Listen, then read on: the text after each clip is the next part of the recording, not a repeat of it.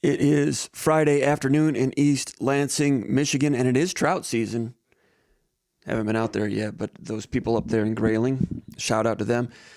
Welcome to Spartan Mag Live. My name is Jim Comparoni, publisher of SpartanMag.com. Come on in, gather around. What we're going to do today is talk a little bit about Cory amacher, his upcoming decision in about an hour and a half as we record this. Expecting him to pick Kansas. I don't want to take too much away from his day in the sun, making the decision public and that type of thing. So we'll talk a little bit about Michigan State's recruiting picture at the running back position. Thumbnail sketch-wise going forward here in a moment. A lot of that just kind of rides coattails off of the fine reporting from Jason Killip, Michigan State's recruiting anchor for SpartanMag.com. Go over to SpartanMag.com for the latest analysis and information over there. And as always, the most astute conversation among Michigan State fans anywhere on the World Wide Web at SpartanMag.com, Underground Bunker Message Board. It is the church of what's happening now for Michigan State sports, the daily narrative on Michigan State sports, even in the month of May when no games are being played. When there's no games being played, things like recruiting becomes a little bit more of a lightning rod to emotions and reactions and so forth. And that's been the case here locally with Cory amacher leaning toward Kansas. Good running back out of Hazlet, Michigan, 6 feet, about 195. Pretty good running back. We'll talk more about that in a moment. I invited Spartan Mag subscribers over the Underground Bunker message board last night to post questions, actually yesterday, to post questions that we would field here on Spartan Mag Live. I'm taking 3 of those questions for a quick 3 and out. Get in, get out, because I got to get going over to the press conference. I might go over there, check out, see what's going on. Also, many of you got to get on the road. It's a holiday weekend. Hope everybody drives carefully, has a good holiday weekend. Those of you in the state of Michigan, drive carefully, keep the roads safe. Weather is not great for a Memorial Day weekend, but it's Memorial Day nonetheless. Have a good time there. Anyone going to the race in Indianapolis?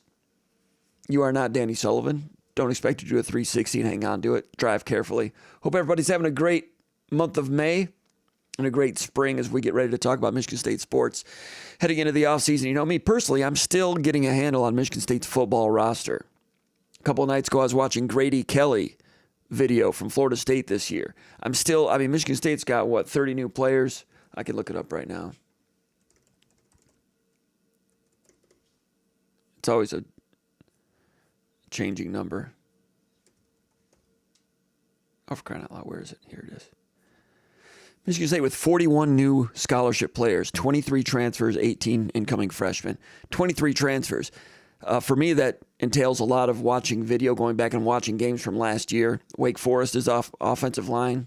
Let's look at Goldman, the new center for Michigan State. Grady Kelly, defensive tackle, exactly what he is. I was watching him for Florida State against Notre Dame, second-string defensive tackle for Florida State last year. Played for Colorado State the year before, was a borderline all-conference player at Colorado State. At Florida State, played behind a couple of good defensive tackles. One was honorable mention All Big Ten. Honorable mention All ACC. Both are kind of NFL prospects. So Kelly, second string, over 200 snaps, plays low. And when going man up on Notre Dame offensive lineman, was able to get low, get some shock, has some strength. It's a pretty good stump in there. Getting double teamed by the left tackle, left guard. Notre Dame's left tackle is a big timer. He's a freshman, but he's a big timer.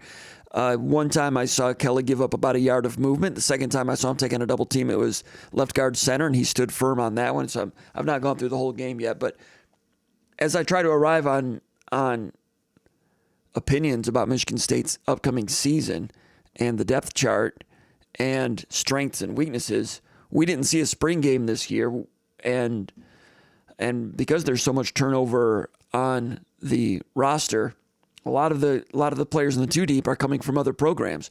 So the only way that I know to get a handle on these players and what kind of players they are and how they might impact Michigan State this fall is to go back and watch their football games from last year.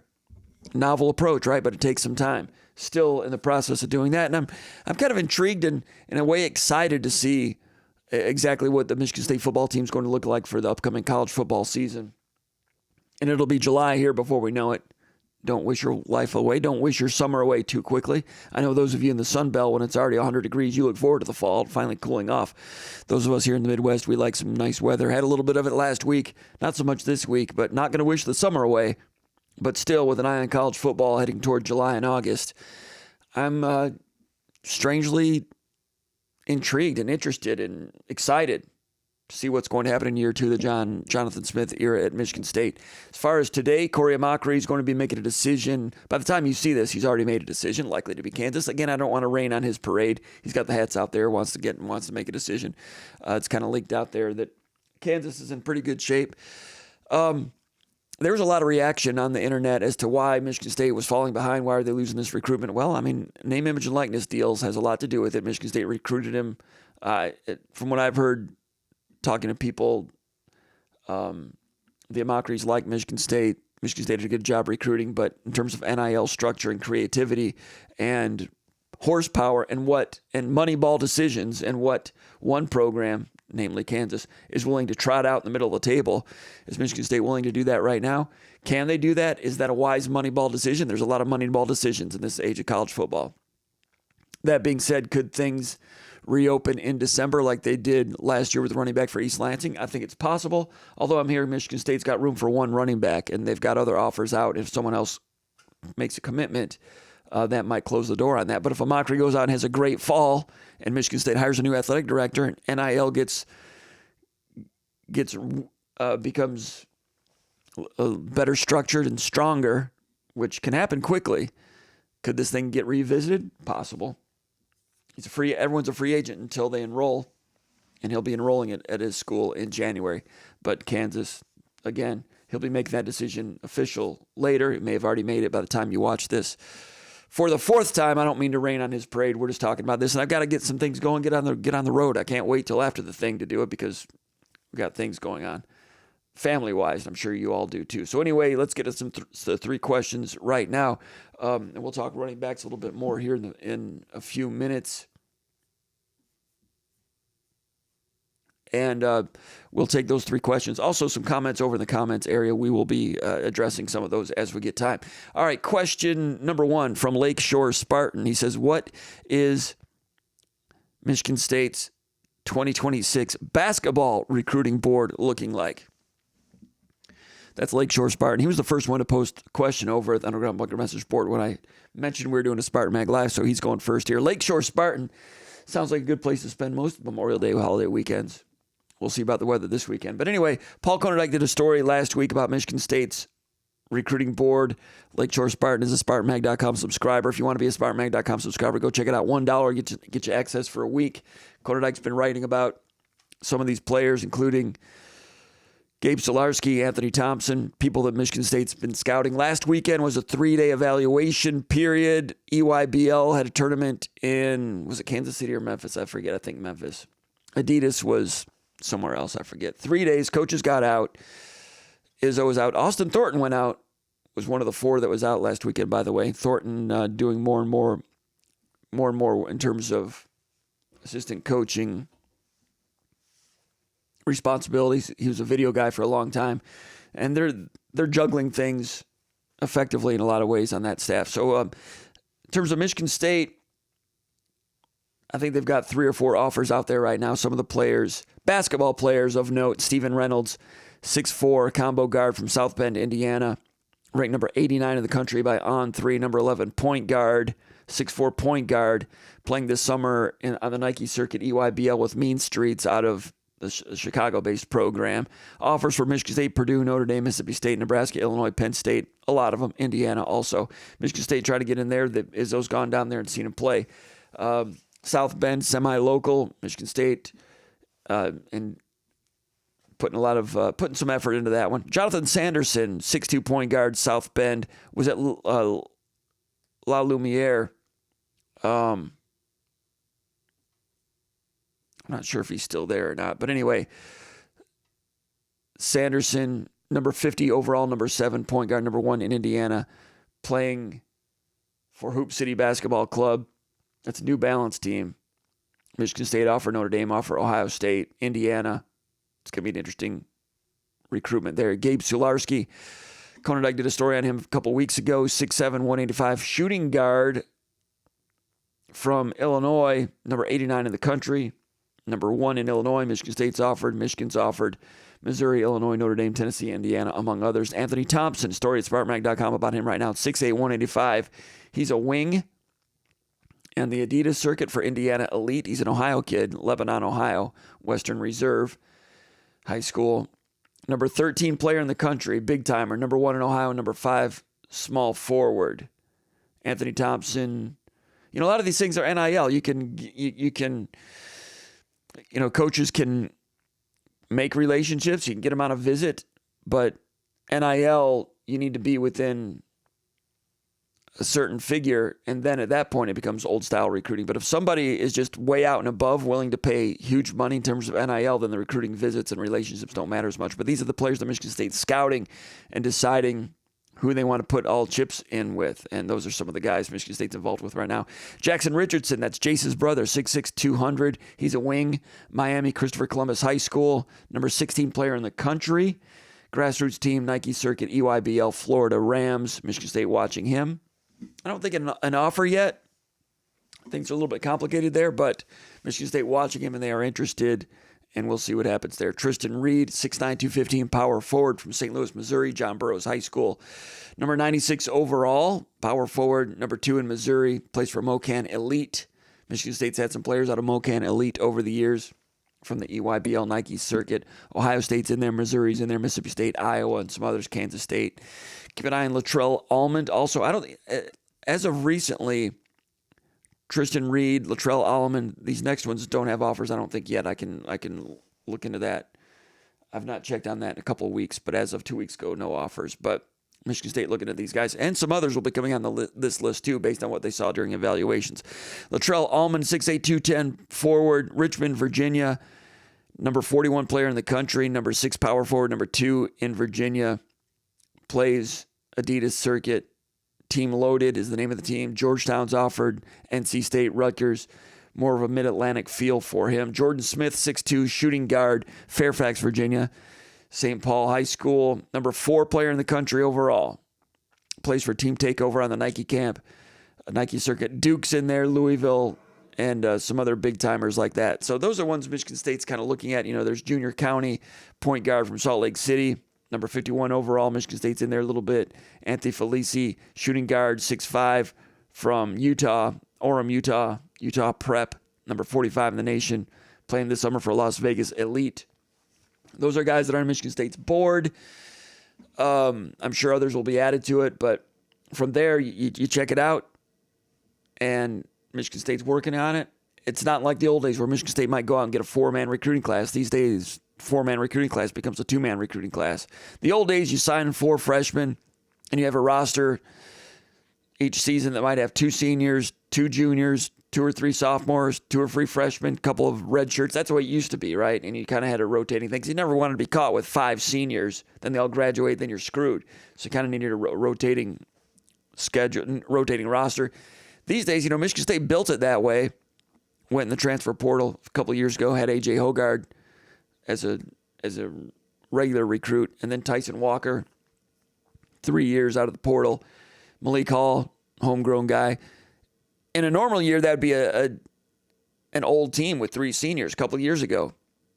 And that's the way they built it. That's the way they did it. But then they get in the tournament and other games, and you're going against teams that have 4 or 5 seniors. You never used to go against a team with 4 or 5 seniors. These days, some of those teams stockpile transfers. They get old, and they stay old with transfers, 4 or 5 seniors, and the teams you end up losing to, maddeningly, enough to make you crazy if you're Tom Izzo, because you've done it a certain way for 27 years, and you had that secret sauce down. And then you think you've got an old team 2 years ago, and all these other teams are older than you are.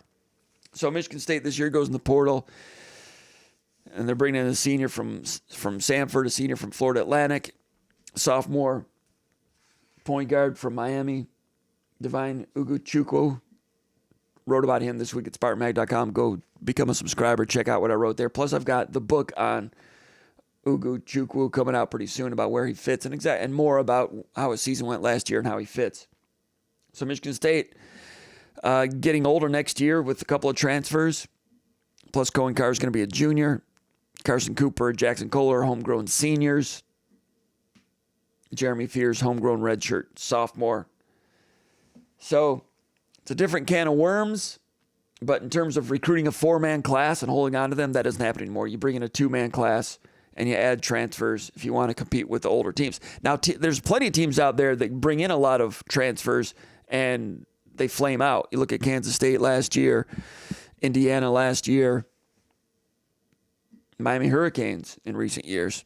I mean, 2 years ago when Michigan State lost to Kansas State in the Sweet 16 in overtime, nearly going to the Elite Eight, which would have been 2 times in 3 years for a team that's on a downward trend.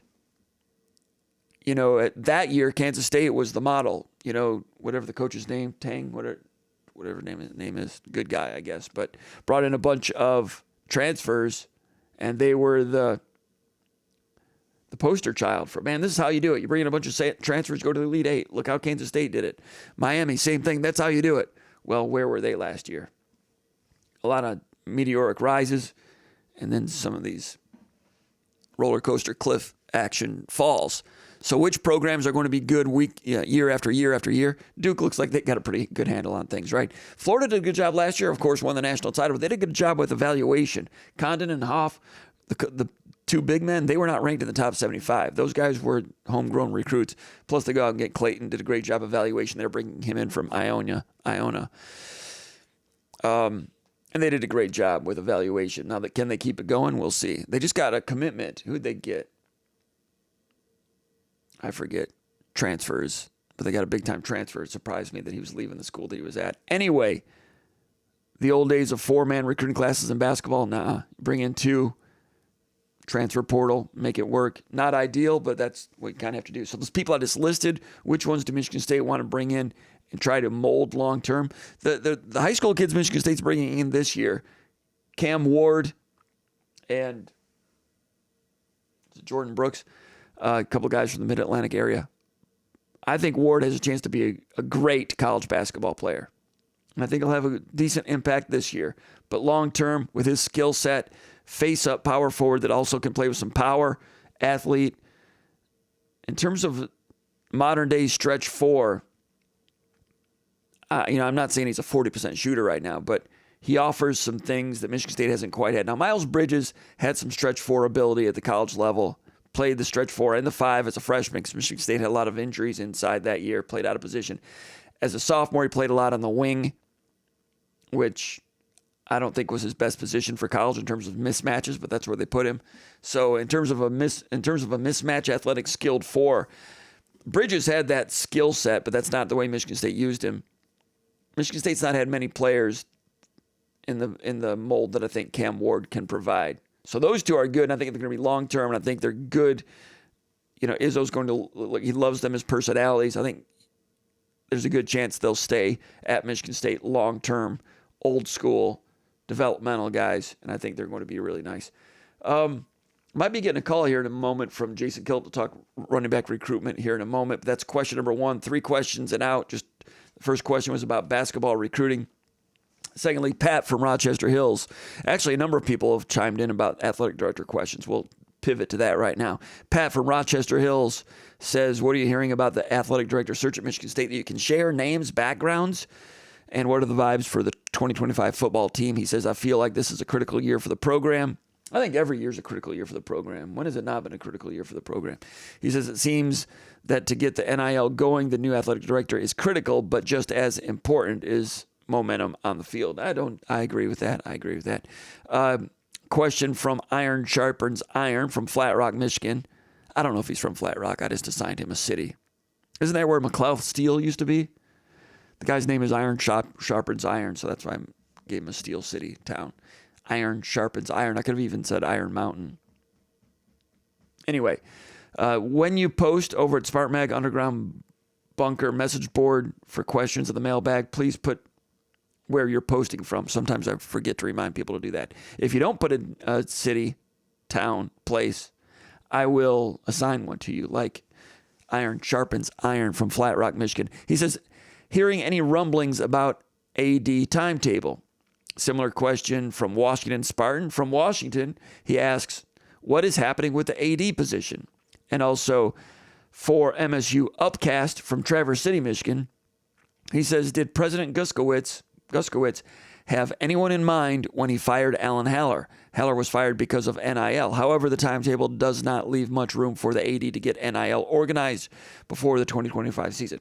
So those are like 4 questions, all relating to the athletic director situation. All right. Last week, I heard that Michigan State was planning, expecting, hoping to make a decision within 4 to 6 weeks, which now means 3 to 5 weeks. Initially, we all heard about Bubba Cunningham, athletic director at North Carolina. Then we heard immediately that he was out, didn't want to do it. He may want to do it, but just not sure if it's the right time and place for him and his family and his wife and so forth. I don't know. Then last week, so he was out. That's what we heard. Then last week, started hearing rumblings that Michigan State might be circling back in and something could be happening there.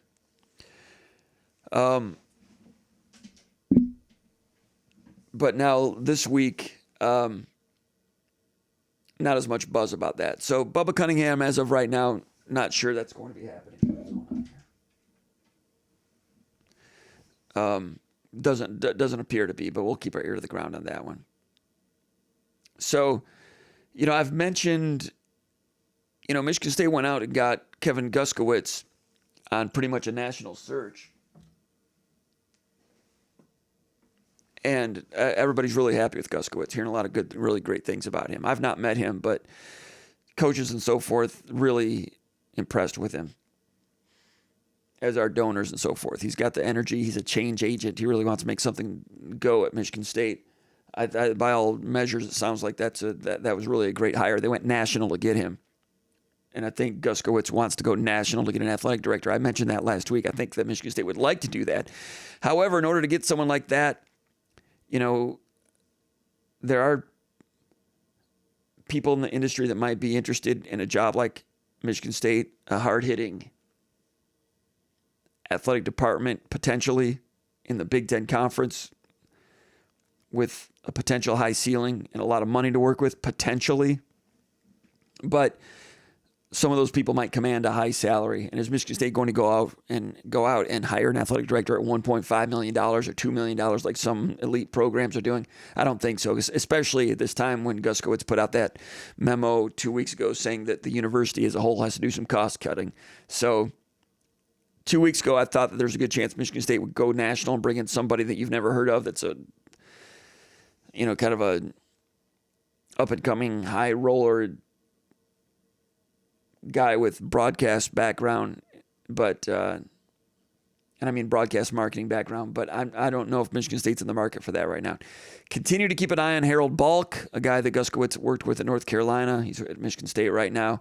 Meanwhile, I'm curious as to whether Tom Izzo is enjoying this interim role that he's doing right now. Just saying. Someday I think that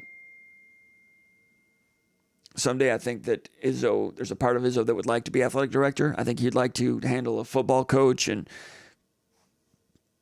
provide support for a football coach. And Izzo's great with donors, great with the Michigan State donors. They love him, and he seems to enjoy hanging out with those guys.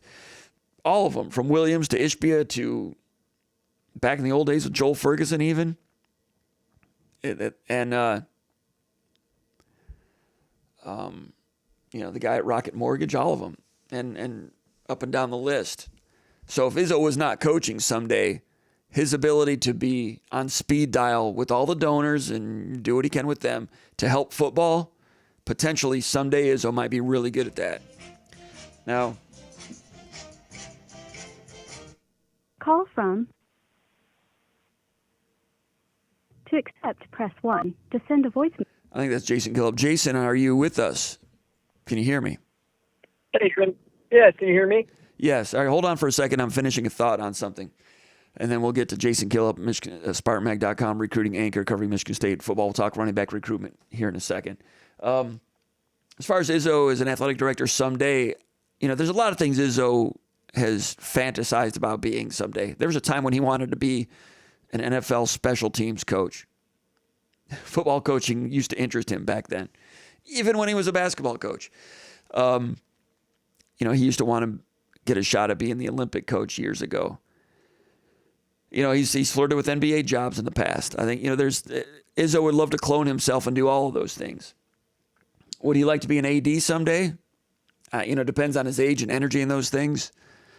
I think he could make it work. Like I said, he's got all those donors on speed dial, Gilbert and all of them, and they love him. And that's the first thing an AD has to do. He's big on football coaches and supporting other coaches. So the support he could give a football coach, he would be all in on that. He'd be great at that. As far as football coaches go, in terms of getting support from an athletic director with access to donors, he would be, I'm just talking in terms of in the future, theoretically. In terms of hiring a football coach someday, if that ever happened at Michigan State again, I think Izzo would love to lead a football coaching search. Don't need to do that right now. Michigan State, Jonathan Smith in year number 2. I'm just saying theoretically in the future. Like I said, Izzo wanted to be a special teams coach for Mariucci in the NFL if things had gone sideways with Michigan State basketball back in the early 2000s. I've not talked to Izzo about the AD thing. No inside information here from him. But knowing Izzo the way I do, there's a lot of things he'd like to do. And the age thing is a situation, but he's an interim AD right now, so he's getting a taste of it. And there are coaches that are contacting him on things, Michigan State coaches, because they need things done, and he's serving as an interim in a lot of ways. Meanwhile, he's doing evaluation and recruiting and on the transfer portal. I'm just saying, I'm curious. I've not talked to Izzo yet, but I'm curious what he thinks about this AD role, whether he hates it, whether it's something. But Izzo loves being miserable, so maybe he might want to get into it and change some things around. But for right now, Izzo has a lot of basketball games he wants to win and championships he wants to win. Now, I heard Michigan State, some calls were made to Mark Hollis. Mark Hollis, just likely, I'm guessing just for his input on what's needed at Michigan State and maybe any advice he might have. But maybe the call was more exploratory than that. I don't know. As far as other candidates, I've heard that the search firm wants to interview a broad spectrum of candidates from various backgrounds. And I'm hearing that NIL fundraising, as you would expect, fundraising is a major topic during the interviewing process. In terms of other analysis that's out there, Greg Ianni is the former deputy athletic director, retired now, and he does a spot every week on Tim Stout's local radio show. And I heard him say that whoever is hired, they better have some athletic administrative experience. That's what Ianni suggests there. I've got no inside information on that, but that's one person who knows the athletic director role, athletic department role, and he says they better have some administrative experience. I'm not sure that's a trend nationwide right now. Notre Dame brought in a guy who was tight with NBC with no athletic administrative experience, but trends are changing. The game is changing. I've heard that other industry insiders are expecting it to be someone with a background in broadcast marketing, and that people with non-Michigan State backgrounds would be interested in pursuing the job. But like I said a moment ago, to get someone like that, it's going to be in excess of $1 million. I'm not sure Michigan State is going to go in that direction. I've not heard any buzz about any lateral move athletic directors, which is always a possibility. It might be some athletic director out there that you've never heard of might be interested. I've not heard any buzz about that. Like I said, the search firm is looking at a broad base of candidates and sitting ADs elsewhere that might be interested. That they'll keep that really quiet, but that is one sector that they'll be looking at. And that's the type of sector that Ianni would suggest that they do. And I'm not saying Ianni has a role in this. He's just an experienced observer commenting from 10,000 feet. Or maybe 1,000 feet, maybe a little closer than that.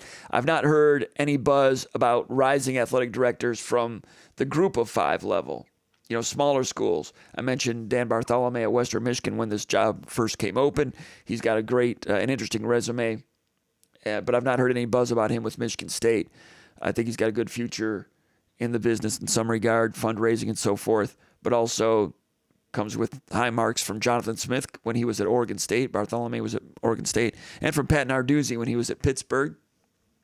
When Bartholomew was at Pittsburgh.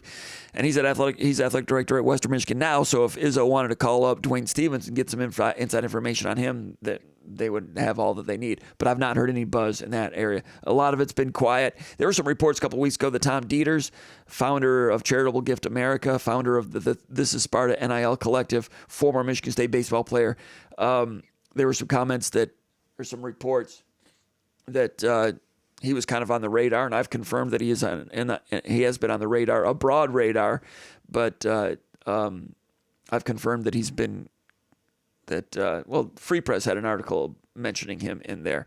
Some have mentioned, and Crowley Sullivan, someone who's been on this show in the past, founder of Athletes Advantage. That's an a new startup NIL management firm being utilized by the University of Kentucky right now and other schools. He's an interesting one in terms of NIL power and very creative ideas for NIL funding, which is what Michigan State needs to be, is creative. Casey Hubris, a devout Michigan State supporter, graduate, former marketing chief at Rocket. Now he's at BetMGM. His name's, I mentioned his name a little bit. Chris Castle, Senior Vice President, Growth and Innovation of Playfly Sports Properties. Previously worked at Michigan State as part of Playfly and Fox College Sports. He's got a sports marketing, sales, and marketing background. Worked in East Lansing from 2016 till 2021. I think he's a graduate of Indiana.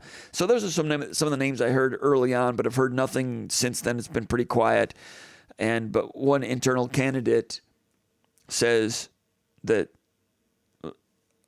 another candidate to keep an eye on continues to be Harold Bulk. Other than that, that's I've not heard anything concrete. When the football search was going on, we had some good info on that the last couple of times. This one, it's been quiet. To their credit, it's going to stay quiet. I think Guskowitz is going to run a good operation here, and we'll just have to wait and see what happens. Certainly a pivotal moment for Michigan State athletic department. Now let's go to Jason Killip, talk some Michigan State football recruiting. You know, Jason, I kicked off this show saying that I don't want to rain on Cory amacher's parade. He's got the hat decision situation going on over at Hazlitt High School today. Make sure to tune into that. I think WLNS Channel 6 in Lansing will have the live stream when that happens. We're not going to have it here on this channel, but all due respect to Cory, his day in the sun today, making a decision.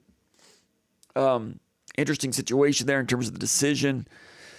Why it's taking place now? Well, one or two of the schools that were involved wanted it to be done now, so he's doing it now. And one or two of those schools really had a great NIL offer now, but don't wait. So he's doing it now. So that is not going to sign anything official. Obviously, can't go on contract till January when he enrolls at whatever school, but we are anticipating that amacher is going to end up at Kansas. Again, I don't want to rain on his parade. So what does that mean for Michigan State now, recruiting-wise? I mentioned earlier, Cory amacher, if he goes out and has a great fall, and Michigan State has a real good season on the field in the fall, and Michigan State hires a new athletic director, gets NIL straightened around, it can come back with a counteroffer in December. Could something change? Theoretically, it could. But, Jason, I mentioned earlier that you have reported, or information that you've gained is that Michigan State might not have room for more than one running back. So in the meantime, if Michigan State signs another running back, that might close the door on all operations. But Jason, welcome to the show, recruiting ranker for SpartanMag.com. You doing all right, Jason? You all right? Yes, doing great. How about you, Jim? Pretty good. So amacher, for people that are new to this, there's some people that are freaking out about, how could a guy in Michigan State's backyard, 4-star recruit, choose somewhere else. I just outlined some of the reasons why that's happening. 6 feet, 195, 10.9 speed on the football field. Good speed. Not great elite home run speed, but good speed.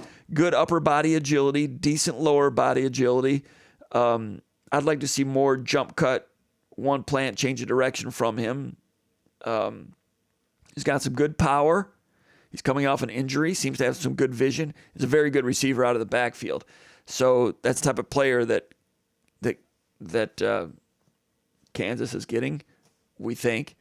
So now Michigan State this week, interestingly, made an offer to Michael Dukes, running back Detroit King. Jason, you had that story at SpartanMag.com. That happened just based on some evaluations that took place last week, right? Am I correct about that? Michael Dukes, running back Detroit King High School. Yep. Coaches Keith Panafa and some other Michigan State assistants were at Detroit King last week for the Detroit area showcases that were taking place down there. And they got a close look at Dukes then. And obviously, like you mentioned, with the dominoes that are falling here, it didn't take long for him to get an offer. And Michael Dukes, ranked number 33 in the state by one service, has official visits scheduled with Rutgers, Toledo, and now Michigan State. June 6th to 8th. Is that what you reported over at SpartanMag.com? June 6th to 8th. That's when Michael Dukes will be coming in for an official visit to Michigan State? Yep. He will be the first of 4 running backs to visit Michigan State in June. And, so he'll be the first one up on deck. And with him being an in-state guy, just based off of proximity and things like that. I think that he might be one of the ones Michigan State has the better shot with as well. And did you hear anything about what Michigan State liked about him when they evaluated it and went back and looked at his film and so forth? And are you getting the idea that Michigan State might push for a commitment at this time, or just kind of keep things on an evaluation scale? Any guess or hunch or inside information on that? What are your thoughts on that? Yeah, this would definitely be more of a hunch, not necessarily breaking inside information. But I think with him being quickly set up to take an official visit, and being at the second weekend of June, I think that in my mind that kind of leads me to believe that they would accept a commitment from Dukes, and they are pushing for one, especially with other running backs coming during the month of June, for him to be the first visitor on the clock. And I think going into visits, they know where they stand with a lot of these guys and what could potentially happen on the visits and things like that. So I think that those are things they considered, and the fact that they have him up first on the visitor list, I think that tells me a lot about how hard they're looking to press for him and how much they like him. That is interesting. Michigan State is involved in some other ones, including a 4-star running back from Baltimore. We'll talk about him in a moment. But it's interesting that Michigan State would want to bring him in first. Some people might look at the rankings and think, well, that's an in-state kid. You can hold off and try to get Ferguson, the kid from Baltimore, and then wait and see where you are with him, and then maybe hold Dukes till later. But no, they're bringing in Dukes right now, soon after his offer. It's interesting. Yeah, and one strategy move, if they had prioritization over a different running back, then I think Dukes. I know Dukes has June 20th, the weekend open, the last weekend of June, and I think it would have made sense for Michigan State if they weren't looking to push for immediate commitment, to have him come up at the end of the month after they've already had the other guys on campus and already had their at-bats to push for commitments with other guys. So, yeah, that's part of the thinking with where I think that it tells a lot that they chose June 6th instead, because Dukes will be at Rutgers May 30th and then Toledo June 13th. Mm-hmm. So as of now, he has that 20th weekend open. Mm-hmm. I can see why Rutgers likes him, by the way. At the Underground Bunker message board, about an hour ago, I posted some amacher film and Michael Dukes film for the members over there and I just had some initial evaluation thoughts on all of them. And I'm not Gil Brandt when it comes to evaluation, but it's fun to look at these things and make some notes and some comparisons. Amacher is a 4-star guy, and Dukes is just kind of like a semi-unranked guy. But in my opinion, they're both high 3-star guys. I think amacher has a little more power. They're both around 6 feet 190. As I wrote over on the Underground Bunker message board, I think Dukes has more short area burst. Dukes, the kid from Detroit, more short area burst, gets up to speed quicker than amacher does. With that extra tad of athleticism, I suspect that as you put on college weight, he will maintain good speed. He'll maintain that speed. Amacher, we'll have to see coming off an injury as he adds college weight. We'll see what that looks like. Both seem to have pretty good vision. Dukes has good balance. Amacher is a better receiver out of the backfield. And like I wrote, amacher is somewhat uncommonly good as a receiver out of the backfield. That's what makes him, that's part of what makes him an excellent prospect. Like you said, Dukes is going to be visiting Michigan State the weekend of June 6th to 8th. And as far as other running backs go and other visits that have been scheduled, Damon Ferguson from Baltimore, Maryland. Tell us a little bit about him. He's coming in the weekend of June 16th to 18th. He's the 4-star, right, Jason? Yeah, Ferguson on the industry rankings is a 3-star, but on 3 hasn't ranked as a 4-star, the number 261 overall player in his class and the number 24 running back. Ferguson visited Michigan State in the spring, and he has a strong relationship with Keith Bonafa and the Michigan State staff, and I think that they did well in the spring visit. He has taken one official visit already to Indiana, and it seems like after that trip, Indiana has grabbed most of the momentum in the recruitment. He still has multiple official visits remaining, so other schools will have their chance to persuade him, but it seems like Indiana did make a really strong impression on his visit there earlier in the month. He was also offered by Ohio State in the spring, which was an offer that you could tell he was really excited about at the time, and he quickly took a visit to Columbus. But as of now, he has no official visit scheduled to go back to Ohio State, and I I would be led to believe that Ohio State likes their positioning with some of the other running backs that they're recruiting. So yeah, that Ferguson with he'll take trips to Minnesota, May 30th. Minnesota on May 30th, Pittsburgh June 5th, and then Virginia June 12th. So according to the official or the schedule that we have, Michigan State will get the last visit, which sometimes can be good if they grab some momentum later on in the summer. But as of right now, I think Indiana did take a good head start on their early visit. And we heard that Indiana was stronger than Michigan State in terms of NIL offers for Cory, because Indiana was, if I remember correctly, they were the strong initial push team, and then Kansas came in later with an even stronger and in some ways, the way it's structured, from what I understand, a little more creative in some ways. I don't know if some of that will come out. We'll wait and see. But Indiana had apparently had some NIL strength swinging in their direction for amacher. So now some of those chips being moved over for Damon Ferguson now. I mean, if Indiana was in position to outbid Michigan State for amacher, I would assume that Indiana might be tough to beat for Ferguson as well. Is that safe to assume? Yes, for sure. And I think one of the things that I know a lot of Michigan State fans have caught on to, and we've mentioned it on the message board and stuff too as well, but with Michigan State in their positioning right now is with running back. They took 2 running backs in the previous 2 classes. So, I mean, that's part of the reason why they're looking at only bringing in 1 in this cycle. And as everyone remembers last cycle, the recruitment of Jace Clarizio and how Alabama made a late push. And we don't know exact specifics or anything like that, but we know Michigan State had to re-up NIL-wise in that recruitment as well. So as far as running backs go, with only looking for 1 in the class, I don't think Michigan State is looking to expend a big budget on a running back this cycle either as well, because the need for 1 isn't necessarily as pressing as some of the other positions that they're recruiting. You know, some people would have thought that maybe this was the year for Michigan State to go out and throw a lot of money at a 4-star, like a big-time running back right now, because the ones that they've got commitments from and that are in the program right now might not scare anyone away. And I'm not sure how much money Michigan State has invested in a Brandon Tullis or Gist. Well, I guess Clarizio, there's money invested there, so that's a good point. I guess Clarizio was a quote-unquote big-timer last year as a 4-star, considering that he had been committed to Alabama. So I'll backtrack that statement a little bit. You know, Clarizio has to build on his frame a little bit, could even end up being a defensive back in the future. That still remains to be seen.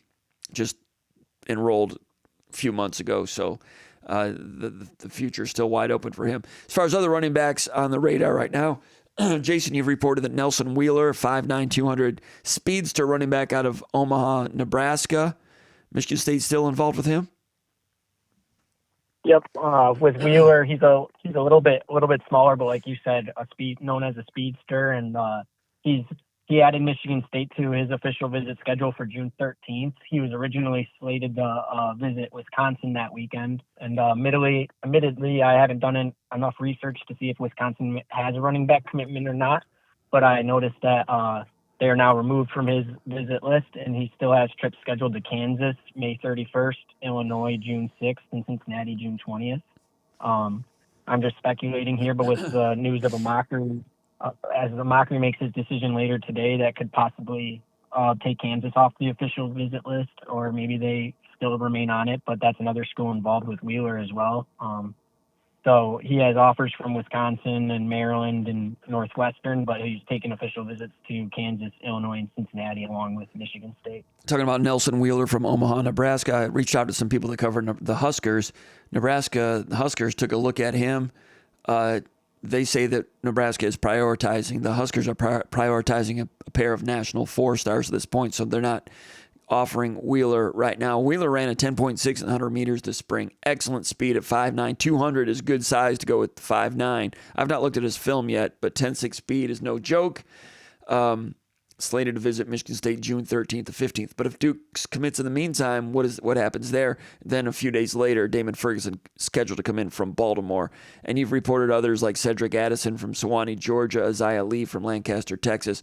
More evaluation guys, lower 3-star guys, but Oregon State had success in that category in the past. So that's the running back picture right now as Michigan State moves on from Cory Amacher. And Michigan State, there's people over at Michigan State that are not completely done with Amacher. Like I said, if things take a turn in the fall, this one could be revisited like the Clarizio one. But like Jason said, Michigan State doesn't have room to bring in 2 running backs like they did last year. So there's some complications there. But Michigan State, hearing from some people in the Amacher camp and so forth, Michigan State did a good job recruiting him. Amacher and his father, who was a walk-on football player at Michigan State, they've been impressed with the communication that they received from Michigan State. They liked a lot about it. And, Kansas wanted to get this thing done before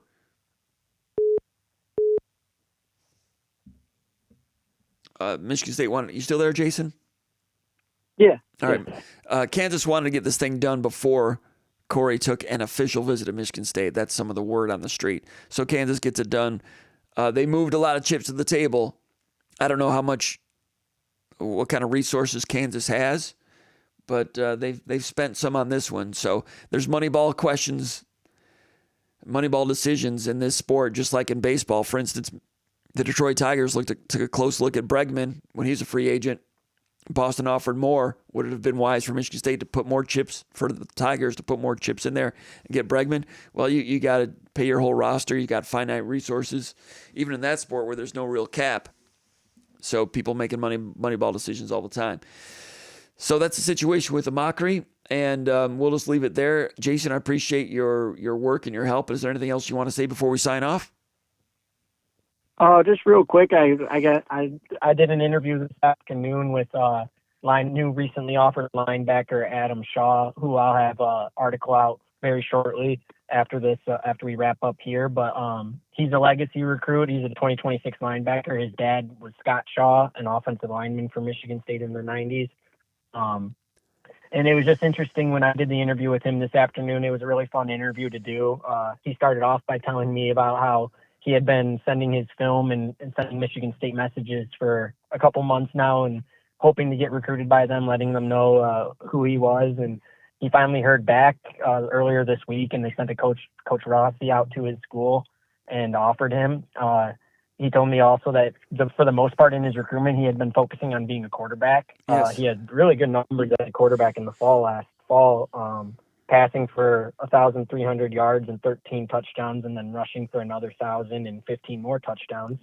So very productive on offense for his high school, but the Michigan State is recruiting him as a linebacker, and they have a couple linebackers on the board for visits in the summer, but Shaw was really ecstatic about his Michigan State offer, and it's just a cool story covering a recruit like that and how the excitement that he had about the offer and what it meant for their family. So yeah, I'll have that article out in a couple minutes here, and that was a fun one to write and do.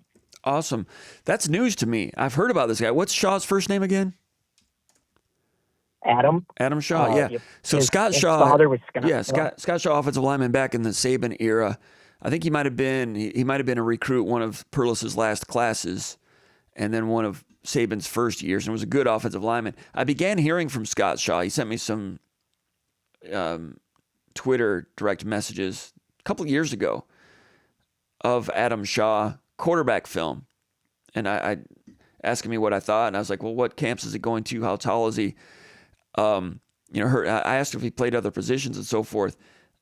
Most of it was quarterback back then, and I was like, man, it wasn't quite sure. I've not looked at his linebacker film.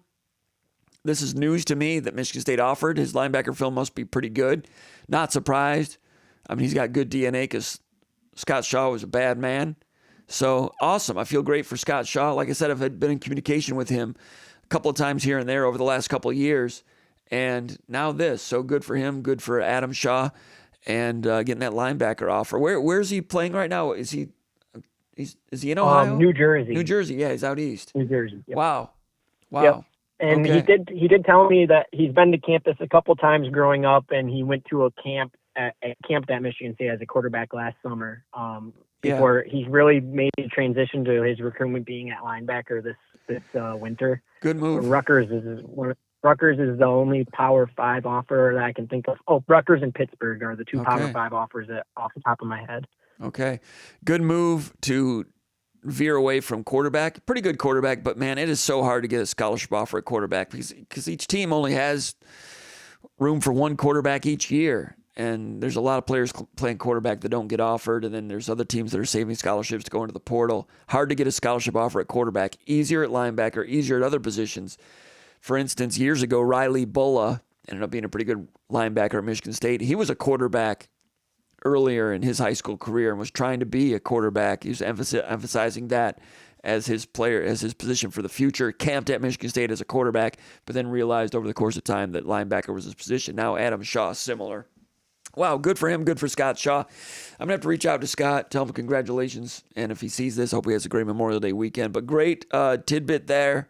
Jason, that article will be over at SpartanMag.com. Become a subscriber, $1. Check it out for a week. You will love it. Jason, I'll let you go. You have a great weekend. I'll talk to you soon, okay?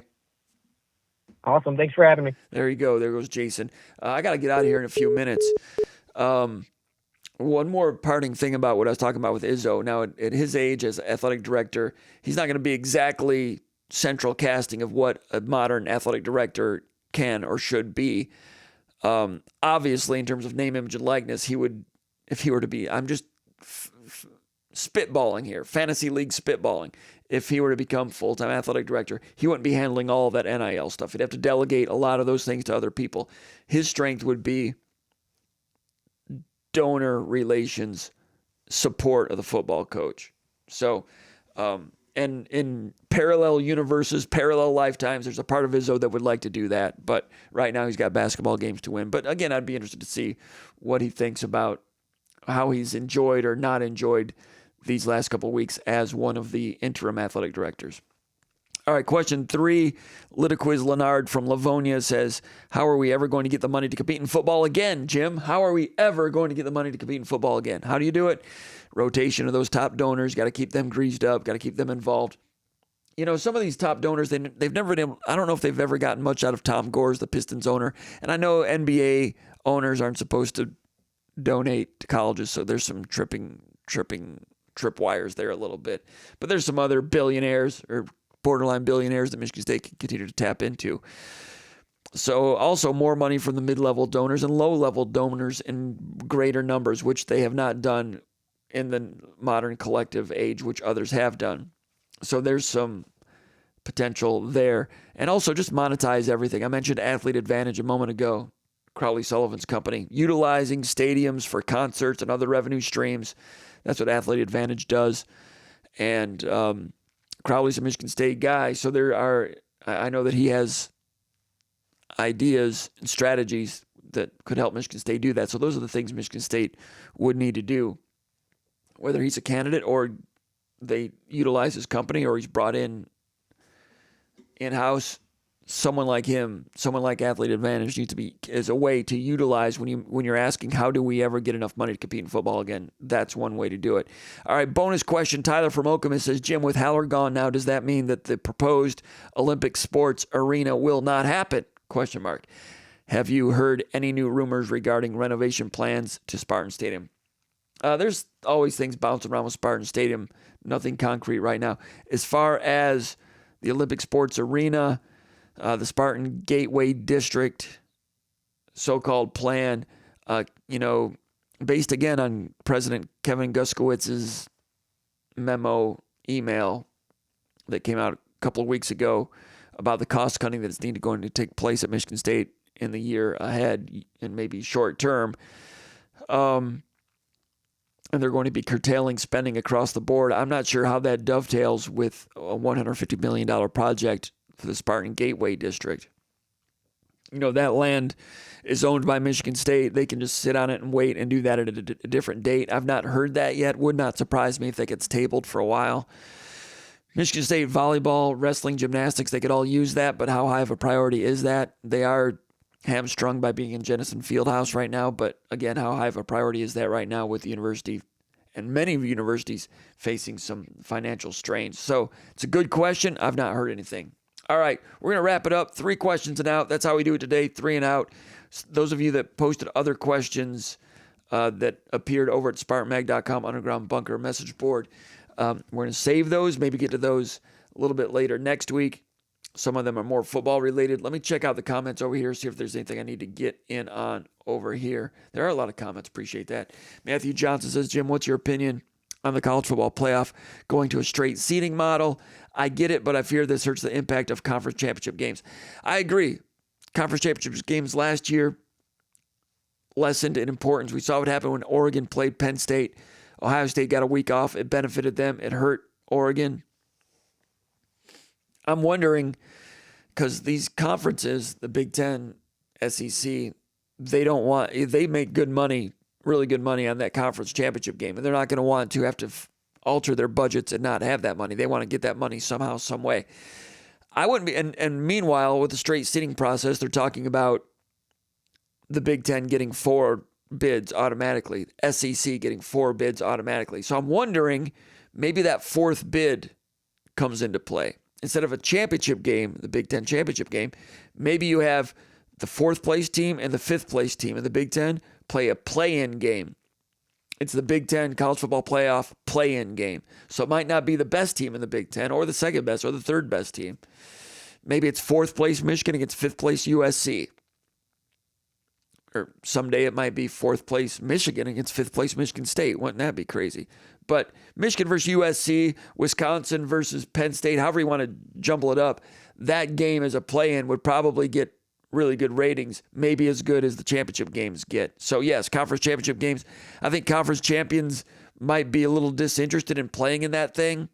Meanwhile, a team that needs to win would make more sense, and they'd have to figure out whether the ratings, if it would make sense that way. That's just something I'm guessing could happen someday. Austin Wolf says, been a minute, Jim. Happy Memorial Day.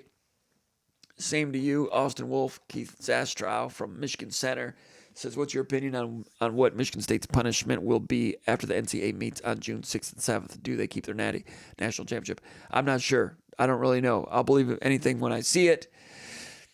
You know, there's some Michigan people saying that vacating wins and championships has not been discussed at all, but I'm not sure how credible those reports are. I don't think anyone knows anything. That's what I think. I don't think anyone knows anything. And people that say, hey, you know, the only time that the NCAA has vacated games and championships is when ineligible players have been utilized, have been used. And that is true. That's the only time that they vacated championships. But also true, this is unprecedented, the things Michigan is being accused of. So there's no precedent on what happens when a team does that. So I don't think anyone knows anything.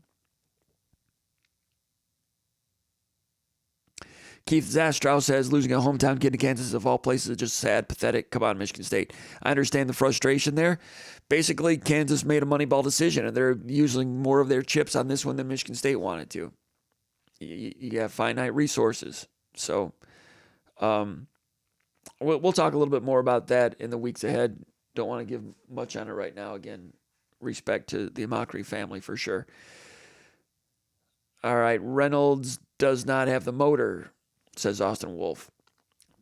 Sanderson at La Lumiere still dead, took Notre Dame athletic trainer position. Austin Wolf's on top of it.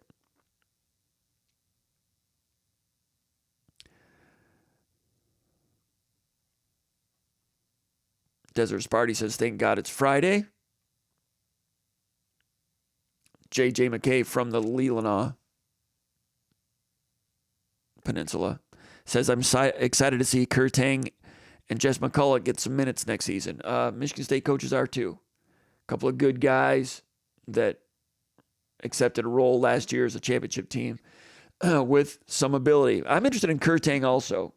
And Moneyball will be starting in a couple of months, several weeks. And Kurtang has some strength to him, good shooter. I'm not going to say that that he blew me away watching him in practice this year, but good enough to have played, but you only have so many minutes to go around.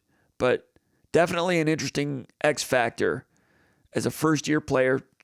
I mean, he was a freshman last year, but a first-year rotational guy, he might end up looking better than you would expect from a first-year sophomore rotational guy. As in, why wasn't this guy playing last year? Well, Michigan State was pretty good last year, and it was kind of crowded. J.J. McKay says, I think we'll have a great basketball team. J.J. McKay says, Bubba Cunningham is from the Flint area. Yes, he is. J.J. says Izzo would make a great AD. I think, for the reasons I mentioned before, it's intriguing someday. Right now, not likely, but I'd be interested to see whether he's enjoying this or not. But yeah, he's got some juice to perform some of that job extremely well, I think. Buckets for Life says losing out on Cory hurts, but I believe in our running back pieces, Bryson Williams, Jace Clarizio. Yeah, forget about Bryson Williams at Orchard Lake St. Mary's. I think he could be a running back, could be an H-back, could be a wide receiver. Connor Hayward type of flexibility and versatility. Some people think he's a running back. I don't doubt it. It's a good point. I forgot about him. Boogie Flan to Florida. Thank you, Desert Sparty. Thank you. I was trying to think. There was someone from a school that I was surprised to see. I was surprised to see Boogie Flan leave Calipari and Arkansas, and he goes to Florida. That was interesting. Really interesting, because Arkansas is well-funded in basketball right now. JJ McKay says, yes, if the line improves, I think our running backs will be good. All right, so I think that mockery thing is going to go live here at about 3, so I'm going to go ahead and shut this down. Our friends at WLNS going to be having that, so go check that out. Go to SpartanMag.com. Consider becoming a subscriber. 1 week, $1. You'll like it. Even this time of year when there's no games being played, but there's a lot of action going on. Go to SpartanMag.com. We'd like to see you over there. In the meantime, everybody have a good, safe, happy, healthy holiday weekend. Be good. Take care of one another, and we'll see you soon.